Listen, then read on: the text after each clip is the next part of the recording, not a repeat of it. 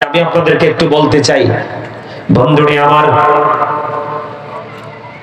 জিকির থেকে আমরা কি পাই, জিকির করলে লাভটা হয় কি? হযরত আবু হুরায়রা রাদিয়াল্লাহু তাআলা আনহু থেকে হাদিস কানা বর্ণিত, আপনার আমার প্রাণের নবী, দু জাহানের বাদশা নবী, রাহমাতাল লিল আলামিন নবী, তিনি জানিয়ে দিয়েছেন, আল্লাহর হাবিব আমাদেরকে জানিয়ে দিয়েছে, যখন কোন বান্দা একা একা আল্লাহর জিকির করে, আল্লাহ রাব্বুল আলামিন জানিয়ে দিয়েছে, হাবিব আপনি জানিয়ে দেন, হাবিব আপনি জানিয়ে দেন গো, আমার বান্দা যখন একা একা জিকির করে আপনি জানিয়ে দেন, আমি আল্লাহ আমার ওই বান্দার জিকির একা একা করি। সুবহানাল্লাহ, জোরে বলুন সুবহানাল্লাহ, আর জোরে বলুন সুবহানাল্লাহ। আমার নবী আর বলেছেন, আজকে আপনারা এই মাহফিলের দিকে, জিকিরের জলসার দিকে বন্ধু হেঁটে হেঁটে এসেছেন, আপনার আমার প্রাণের নবী জানিয়ে দিয়েছে, কেউ যদি জিকির করার জন্য আল্লাহর দিকে 1 বিঘা পরিমাণে গিয়ে যায়, হাবিব আপনি জানিয়ে দেন, আমি আল্লাহ কথা দিলাম গো, আমার বান্দা যখন 1 বিঘা পরিমাণ জিকির করার জন্য আমার দিকে এগিয়ে আসে, হাবিব আপনি জানিয়ে দেন, আমি আমার ওই বান্দার দিকে 1 গজ পরিমাণে এগিয়ে আসি। ছেড়ে ছেড়ে বলুন না সুবহানাল্লাহ। ইয়া রাসূলুল্লাহ, ইয়া হাবিবাল্লাহ, নবী নবী গো, তুমি আমাকে জিকিরে আমার মালিক আমাদেরকে জানিয়ে দিয়েছে, এই জিকির এত বড় নিয়ামত, এত বড় মজার জিনিস বন্ধু, আল্লাহর হাবিব আরো জানিয়ে দিয়েছে, আল্লাহর জিকির করার জন্য বন্ধু কেউ যখন আল্লাহর দিকে 1 হাত পরিমাণে গিয়ে যায়, আল্লাহ ডেকে ডেকে বলে, হাবিব আপনি জানিয়ে দেন, আপনার উম্মত গুলোকে আমি আল্লাহ কথা দিলাম, আমার বান্দা গুলো যখন জিকির করার জন্য আমি আল্লাহর দিকে 1 হাত পরিমাণে গিয়ে আসে গো, আমি তার দিকে 2 হাত পরিমাণে গিয়ে আসি। জোরে জোরে বলেন না সুবহানাল্লাহ, আর জোরে বলেন না সুবহানাল্লাহ।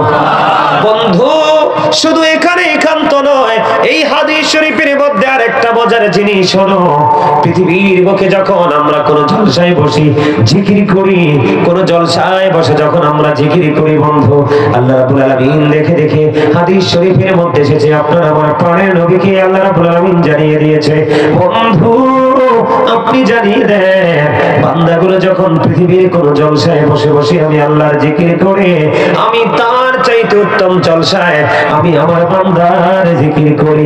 জোরে জোরে বলুন না সুবহানাল্লাহ।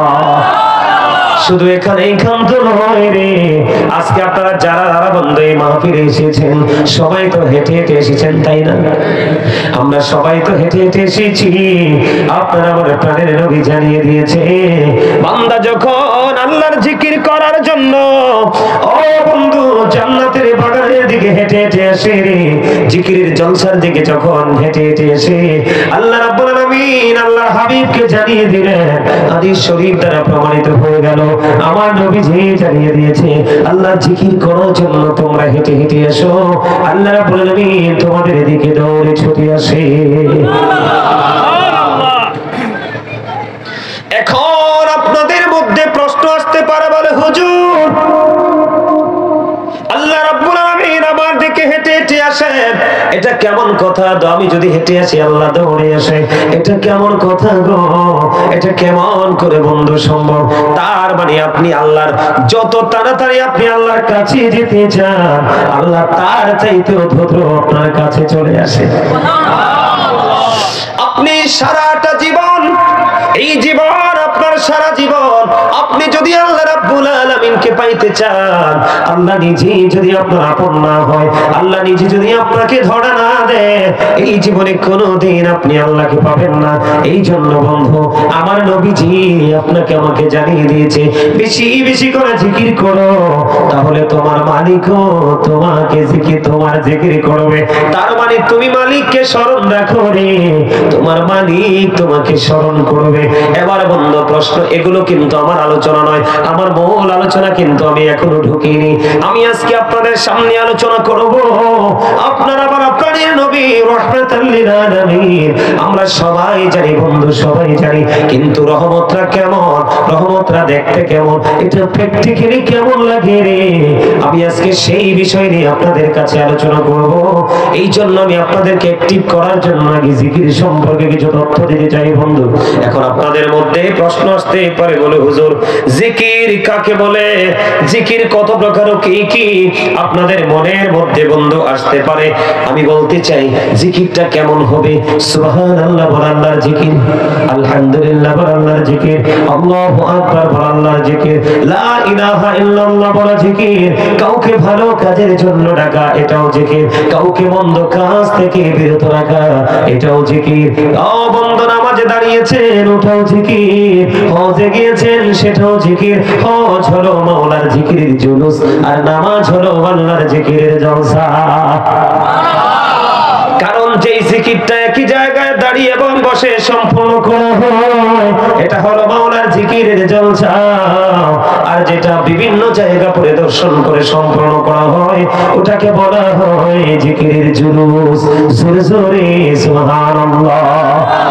এই জিকির আমরা করতে চাই কি চাই না? এর মধ্যে বন্ধ ছোট্ট করে বলতে চাই জিকির নিয়ে, যেহেতু বললাম নামাজ এমন একটা জিকির। আল্লাহর হাবিব শীতের দিনে বের হলো, শীতের দিনে বের হওয়ার পরে চাইয়ে দেখলেন গাছের পাতাগুলো বিরামহীন ভাবে ঝরে ঝরে পড়ছে। এই দৃশ্য দেখে নবীজি গাছের ডাল ধরলেন, নবীজি গাছের ডাল ধরে আবু জরকে একটা ডাক দিলেন। আবু জর উত্তর দিলেন লাব্বাইকা ইয়া রাসূলুল্লাহ, আমি হাজির। আমার নবীজি একটা ডাক দিয়ে বললেন, রে আবু জর ওই গাছের পাতার দিকে, গাছের দিকে তাকায় দেখো, শীতের কারণে শুষ্ক হয়ে গাছের পাতাগুলো বিরামহীন ভাবে ঝরে ঝরে পড়ছে। আল্লাহর হাবিব জানিয়ে দিয়েছেন আল্লাহর বান্দাগুলো যখন নামাজ নামক জিকিরের মাধ্যমে আল্লাহর কুদরতি কদমে যখন সেজদা দিয়ে দেয়, ওই শীতের দিনের গাছের পাতার মতো তার সমস্ত জীবনের গুনাহগুলো ঝরে পড়ে যায়। জোরে জোরে কন্যা সুবহানাল্লাহ, আর জোরে বলেন না সুবহানাল্লাহ। এখন আপনি যদি জিকির করতে চান, প্রাণ উজাড় করে আপনি জিকির করবেন, প্রাণ উজাড় করে আল্লাহ আল্লাহর হাবিবের জিকির করবেন। এটা যদি আপনার মধ্যে আনতে চান তাহলে সর্বপ্রথম আপনার সিনায় ঢুকাইতে হবে প্রেম। আপনি মসজিদে দেখবেন জুমার দিনে এত মানুষ, মহল্লার মধ্যে জুমার দিনে দেখবেন আগে কোন মুসল্লি আসে না, মুসল্লি বন্ধু তখন আসে যখন ইমাম সাহেবের খুতবা দেওয়ার সময় হয়।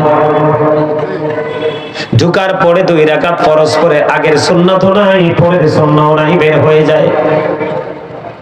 আমি আপনাদেরকে বলবি এই জিকির দিয়ে, এইভাবে জিকির করে আল্লাহর দিদার পাওয়া যায় না। আল্লাহ রাব্বুল আলামিনের দিদার পেতে হলে আপনার আমার হৃদয়ে আনতে হবে তাকওয়া।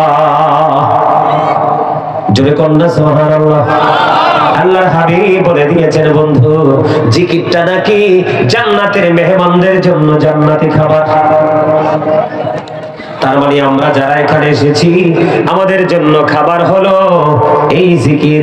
বন্ধুরে আমার, দুনিয়ায় মানুষ প্রতিদিন 2 ধরনের খাবার জোগাড় করে। কয় ধরনের? 2 ধরনের খাবার জোগাড় করে।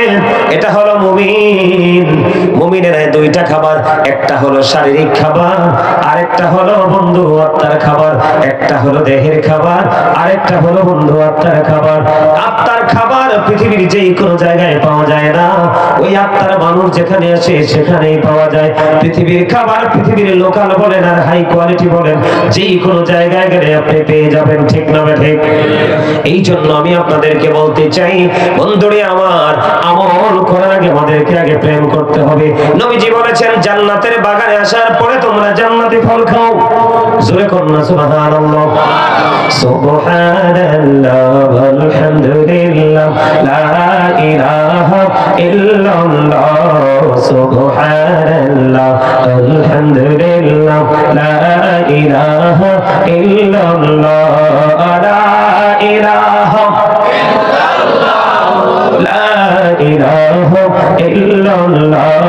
নবী আমার নূরের পুতুল, জগৎ করলেন উজালা। নবী আমার নূরের পুতুল, জগৎ করলেন ও জালা, রোজ হাসরে করবেন তিনি উম্মতের ফয়সালা। সুবহানাল্লাহ আলহামদুলিল্লাহ সুবহানাল্লাহ আলহামদুলিল্লাহ লা ইলাহা ইল্লাল্লাহ লা ইলাহা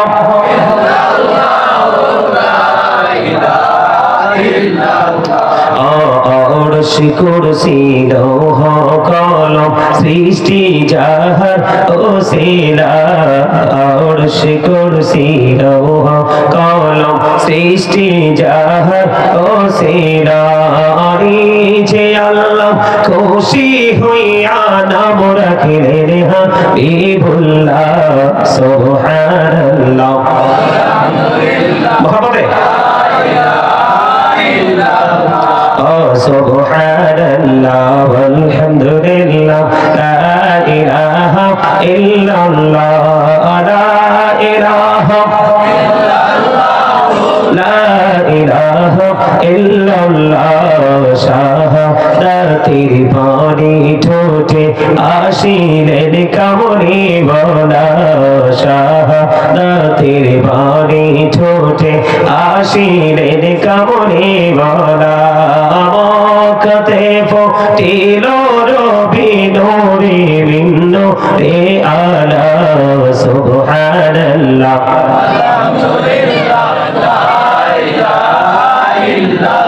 লা ইলাহা ইল্লাল্লাহ মুহাম্মাদুর রাসূলুল্লাহ সাল্লাল্লাহু আলাইহি ওয়াসাল্লাম। জোরে জোরে বলেন আলহামদুলিল্লাহ। আর একটু মহব্বতে পড়েন আলহামদুলিল্লাহ।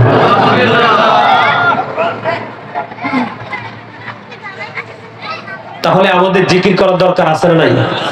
আর যারা বলেন জিকির করার দরকার আছে না? জিকির ছাড়া উপায় আছে? আপনি যেটাই করেন জিকিরের মানে হলো কি? স্মরণ করা। কি করা? স্মরণ করা। এখন আমাদের কি স্মরণ আছে? আছে দুই চার জনের। ম্যাক্সিমাম লোকই পৃথিবী নিয়ে পাগল, দুনিয়া নিয়ে পাগল। কিন্তু মানুষ এটা বুঝে না যে পৃথিবী থেকে চলে যেতে হবে। চলে যাওয়ার পরে কিন্তু আপনার এত আদরের সন্তান, তারা কিন্তু কখনোই, যদি সন্তান মানুষের মতো মানুষ না হয়, তাহলে কখনোই আপনি তাদেরকে ওপারে পাবেন না। আল্লাহ রাব্বুল আলামিন পবিত্র কোরআন শরীফের সূরা 19 পারা সূরা শুআরা 88 নম্বর আয়াতে আল্লাহ বলে দিয়েছেন, ইয়াউমা লা ইয়ানফাউ মালু ওয়ালা বানুন। এই ধন সম্পদ সন্তান সন্ততি আপনি দিয়ে কি করবেন যদি কোনো কাজেই না আসে? আর কাজে আসবে কি করে? এখনকার যে মানুষ, ছেলে মেয়েদেরকে যে দিনের শিক্ষা দিতে হবে, তাদেরকে ইমানি শিক্ষা দিতে হবে, তাদেরকে আমল শেখাতে হবে, এগুলো কিন্তু এখনকার বাবা মার মধ্যে নাই। আছে? নাই। আমাদের মধ্যে যখন এগুলোর প্রচলন আমরা বাড়িয়ে দিব, তখন অটোমেটিক্যালি আমাদের ধর্মীয় চর্চা আমাদের মধ্যে বেড়ে যাবে। আমাদের ধর্মীয় চর্চা আপনি সকাল থেকে বিকাল পর্যন্ত আপনি খেয়াল করে দেখেন, কোন কাজটা আমরা কোরআন সুন্নাহ মোতাবেক করি, রাসূলের দেখানো পথে আমরা কোন রাস্তাটা নিয়ে হাঁটি। যেদিকে তাকাবেন সেদিকেই দেখবেন যে ইসলাম বিদ্বেষ, ইসলাম বিরোধী কাজ। অথচ আমরা মুসলমান, আল্লাহ রাব্বুল আলামিন আমাদেরকে যেমন সুন্দর করে সৃষ্টি করেছে, ঠিক তেমনি ভাবে সুন্দর ইসলাম ধর্ম তিনি আমাদেরকে দিয়েছেন। আমরা যেন নিজেদেরকে কি করতে পারি? দুনিয়ার শান্তি এবং পরকালের মুক্তি দুটার জন্য যেন নিজেদেরকে প্রস্তুত করতে পারি। কিন্তু আজকে আমাদের সেই শিক্ষা নেই। সম্মানিত উপস্থিতি, আমাদেরকে সেই জায়গাটা তৈরি করতে হবে, সেই জায়গায় আমাদেরকে আসতে হবে। অন্যথায় আমাদের নবীজি রহমত হিসাবে এসেছে, রহমাতাল লিল আলামিন হিসাবে এসেছে সত্যি, কিন্তু আমরা সেই নবীকে রহমত হিসাবে পাবো না। আপনি যদি মিষ্টিকে মিষ্টি মনে করে খান, তাহলে কিন্তু আপনি স্বাদ পাবেন। কিন্তু মিষ্টি মনেই করলেন, কিন্তু জীবনে কোনোদিন খাওয়ার চেষ্টা করেননি, তাহলে কি আপনি মিষ্টির স্বাদ পাবেন? ঠিক তেমনি আমরা রাসূলকে ভালোবাসি, মুখে বলছি, কিন্তু রাসূলের ভালোবাসার যে বাস্তব রূপ, এটা যদি আমরা পারি, বাস্তবতাটা যদি আমাদের মধ্যে না আসে, তাহলে আমরা কখনোই কি করতে পারবো না, সফল হতে পারবো না। আমাদের নবীজি আমাদের জন্য রহমত, সৃষ্টির জন্য রহমত, নিয়ামত, এটা আমরা সবাই বিশ্বাস করি তো? কথা বলেন, সবাই বিশ্বাস করি কি করি না? নবীজি যে আমাদের জন্য নিয়ামত, এটা আপনি আমি বিশ্বাস করি না? আমরা করি। শুধু কি বিশ্বাস করলেই চলবে, নাকি এই রহমতকে পাওয়ার জন্য আমাদেরকে কাজ করতে হবে? আর যারা বলেন কাজ করতে হবে কি হবে না? আপনারা দেখেছেন আজ থেকে কয়েক মাস আগে আমাদের বাংলাদেশে বৃষ্টির জন্য অনেক আলেম ওলামারা কান্না করেছে, কিন্তু আল্লাহ রাব্বুল আলামিন বৃষ্টি দেয় নাই। আমরা বৃষ্টি পাইছি? কথা বলেন, বৃষ্টি পাইছি? আমার কথা কি আপনারা বুঝেন না? বুঝেন তো কথা বলেন না কেন? কোন জায়গায় গেলে কথা বলবেন? ঘরে গেলে, চা দোকানে গেলে, নাকি বিয়ের বাড়ি গেলে, নাকি বন্ধুদের সাথে বসে?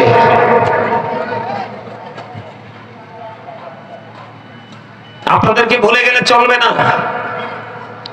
আপনার আমার মাঝে কিন্তু বোবা মানুষ আছে, আছে না? তারা কি কথা বলতে পারে? পারে না। আর আপনি পারেন। আপনি পারেন বলেই আপনার কাছে পৃথিবীটা সহজ। আর ওই ব্যক্তিটা কথা বলতে পারে না বলেই ওই ব্যক্তিটার পৃথিবীটা একেবারে অন্ধকার। আপনাকে আমাকে আল্লাহ রাব্বুল আলামিন জবান দিয়েছে বোট বাদাম খাওয়ার জন্য না, চা খাওয়ার জন্য না, কফি খাওয়ার জন্য না, বিয়ের বাড়ি গিয়ে আপনার সুস্বাদু খাবার খাওয়ার জন্য নয়। আল্লাহ রাব্বুল আলামিন আপনাকে আমাকে জবান দিয়েছে আল্লাহর জিকির করার জন্য। কি করার জন্য? আপনারা তো ঢাকার মানুষ, এটা তো বাংলাদেশের রাজধানী। ঢাকার মানুষ বেশি ধনী। আমার কাছে মনে হয় আজরাইল আসলে টাকা টোকা দিয়ে আজরাইলকে আবার ফেরত দিতে পারবে, এরকম না? নেয় না? আজরাইল টাকা নিবে না? নেয় না? আজরাইল টাকা নেয় না? ওরে বাপরে বাপ, আপনাদের মাহফিলের পরিবেশ, উপস্থিতির পরিবেশ, মানসিকতা দেখলে ওরে বাপরে মনে হয় যে জান্নাতের টিকিট আপনাদের হাতে। অটো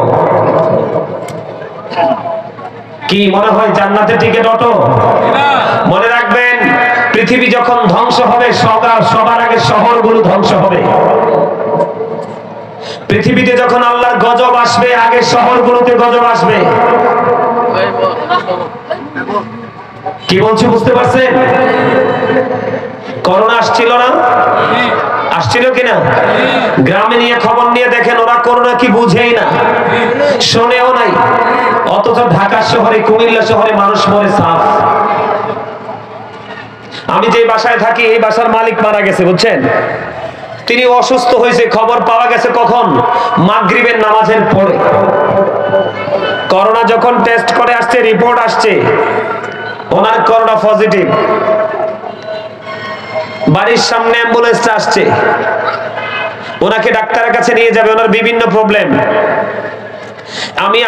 উনি বাসার মালিক নিচতলায়, আমি দ্বিতীয় তলায়। আমি এশারের নামাজটা পড়ার পরে শুনলাম যে মানে নিচে মানুষের অনেক কথা শোনা যাইতেছে। নিচে নামলাম, নামার পরে মানে একবারে মেইন যে ফটকের সামনে দাঁড়াইলাম, ওনার সন্তান ওনাকে ধরলো, ধরার পরে একটা পা শুধু সামনের দিকে দিছে। কি মাত্র জাস্ট একটা পা সামনের দিকে বাড়াই দিছে। দেখলাম হঠাৎ করে মাথাটা ফেলে দিল। তা আমি কি করছি, একটু দূর থেকে নিচের দিক দিয়ে তাকাইলাম, তাকায় দেখি জিহ্বার এক অংশে কামড় দিয়ে রাখছে। আমি তখনই বলেছি উনি আর নাই, উনি চলে গেছে। ইন্না লিল্লাহি ওয়া ইন্না ইলাইহি রাজিউন। সত্যি সাথে সাথে আপনাদের কুমিল্লা মেডিকেলে নিয়ে গেল। নিয়ে যাওয়ার পরে মেডিকেল কলেজ ডাক্তার বলছে উনি তো আগেই মারা গেছে। এই জীবনটা এটুকুর মধ্যে সীমাবদ্ধ।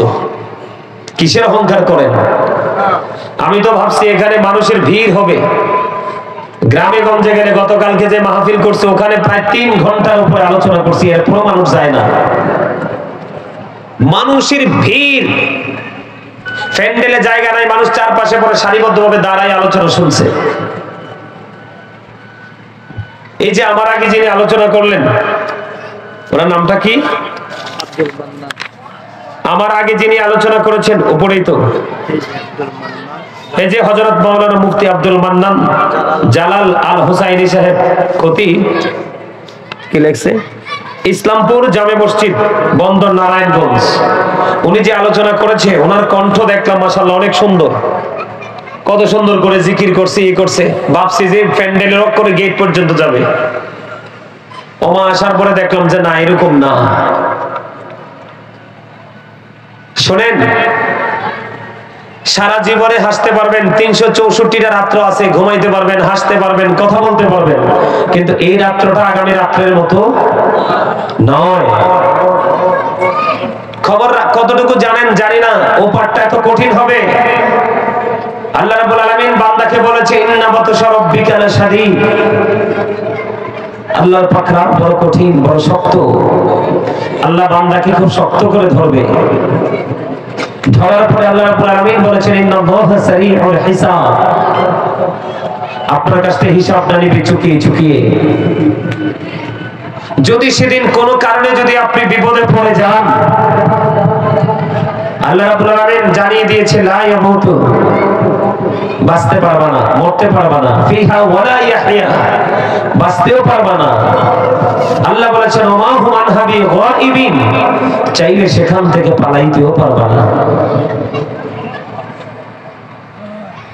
আর আপনার জীবনের কর্মটা কেমন হবে জানেন? আল্লাহ রাব্বুল আলামিন বলেছেন, ইদাল কুবুর বুসিরাত আলিবাত নাফসুম মা কদ্দামাত ওয়া আখখারাত। কবরটা যখন ওপেন হয়ে যাবে, আপনার আমার জীবনের প্রত্যেকটা কর্ম আপনি আমি প্র্যাকটিক্যালি দেখতে পারবো, জানতে পারবো। যাবেনটা কই? কোরআন শরীফের সূরা ইউনূসের মধ্যে 44 নম্বর আয়াতে আল্লাহ বলেছেন, ইন্নাল্লাহা লা ইয়াজলিমুন নাস। আল্লাহ বলেছেন, আল্লাহ আল্লাহর বান্দার উপর অত্যাচার করে না, শাইয়্যা ওয়ালাকিন্নান নাস আনফুসাহুম ইয়াজলিমুন। বান্দা নিজেই নিজের উপর অত্যাচার করে। যাবেনটা কই? আল্লাহ বলেছেন, আল্লাহু লা ইউহিব্বুজ জালিমিন। যারা অত্যাচার করে আল্লাহ তাদেরকে ভালোবাসে না, পছন্দ করে না। ওমা লিযালিমিনা মিন আনসার। জালেমরা যখন বিপদে পড়বে, অত্যাচারীরা যখন বিপদে পড়বে, আল্লাহ বলেছে আল্লাহ তাদের জন্য কোনো সাহায্যকারীও। আপনি সারা বছরের প্রত্যেকটা দিন, প্রত্যেকটা সময় আপনি চাইলে নিজের জীবন জীবিকার জন্য দৌড়াইতে পারেন, কিন্তু শুক্রবারে জুমার দিনে যদি জীবিকার জন্য দৌড়ান, আপনি কি মুমিন? আজকে আপনাদের এই 50তম মাহফিল, বিশাল ক্যারিয়ার এই মাহফিলের, কিন্তু আপনাদের সেই এলাকার মানুষ মাহফিলে নেই, উপস্থিতি নেই। যারাও আছেন, কেউ আছেন স্ট্রং, কেউ আছেন দুর্বলের মতো। মনে হয় যে এটা কি, বুঝতেই পারতেছেন না। এইভাবে কবরে যাওয়া যাবে? কবরে যেতে হবে। কবর থেকে বাঁচার কোনো উপায়? আমি আপনাদেরকে একটু বলি, আজকে আমাদের পরিস্থিতি কি? অথচ আমরা নবীর উম্মত, আমরা নিজেদেরকে সুন্নি দাবি করি। সুন্নি মানি হলো আল্লাহ আল্লাহ রাসূলের দেখানো যত পথ আছে, ফরজ থেকে ওয়াজিব থেকে যা আছে, সব কিছুকে যথাযথ পালন করা, মান্য করার নাম হলো সুন্নাহ। আপনি শুধু দুরূদ পড়লেন, মিলাদ পড়লেন, কিয়াম করলেন, এটাই সুন্নাহ না। হ্যাঁ, নবীকে ভালোবাসলে আপনি এটা করবেন, ঠিক আছে, এটা আপনি করবেন, ঠিক আছে, কিন্তু পাশাপাশি বাকিগুলো করতে হবে। সম্মানিত উপস্থিতি, একটু বোঝার চেষ্টা করেন। আজকের জন্য না, যতদিন বাঁচবেন, এইরকম পরিবেশগুলো যখন পাবেন, আপনারা একটুখানি এই পরিবেশগুলোতে নিজে যে বসবেন, একটু সম্মান করবেন, একটু ইজ্জত করার চেষ্টা করবেন। বন্ধুরা আমার, জালহাম ইবনে আফাদ রাদিয়াল্লাহু তাআলা আনহু তিনি মক্কায় চলে গেলেন। মক্কায় চলে যাওয়ার পরে তিনি গিয়ে দেখলেন মক্কায় দুর্ভিক্ষ চলতেছে। মক্কায় যখন দুর্ভিক্ষ তিনি দেখতে পাইলেন, দৌড়ে চলে গেলেন রাসূলের চাচা আবু তালেবের কাছে। কোথায় গো আবু তালেব, আপনি বসে আছেন? আবু তালেব, আপনি কোথায় গো? আমি আপনাকে খুঁজে বেড়াই। কেন রে, তুমি আমাকে খুঁজে বেড়াও? আপনি যে দেখেন বৃষ্টি না হওয়ার কারণে মক্কায় দুর্ভিক্ষ শুরু হয়ে গেছে। এবার বন্ধু, রাসূলের চাচা আবু তালেব দৌড়ে আসলেন, কতগুলো বাচ্চাকে একত্রিত করে একটা কালো ঘন ঘটা মেঘের মনে হয় যে মেঘ খণ্ড থেকে বের হয়ে আসছে। অন্ধকার পরিবেশ থেকে তিনি চাইয়া দেখলেন এমন একটা নুরানি শিশু বের হয়েছে। ওই শিশুটাই হলো আপনার আমার প্রাণের নবী রাহমাতুল লিল আলামিন। জোরে জোরে বলুন না সুবহানাল্লাহ। এবার কি করলেন? রাসূলের চাচা আবু তালেব ওই ছোট্ট নবী আপনার আমার প্রাণের নবী ছোট্ট রে, ওই ছোট্ট নবীকে নিয়ে বন্ধ খানায় কাবার কাছে চলে গেলেন। খানায় কাবার কাছে যখন চলে গেলেন, খানায় কাবার দেয়ালের সাথে আপনার আমার প্রাণের নবী ওই শিশু নবীর পবিত্র পিঠ মোবারক লাগাই দিলেন। আপনার আমার প্রাণের নবী সঙ্গে সঙ্গে আকাশের দিকে হাত তুলে বন্ধু ইশারা করে দিলেন।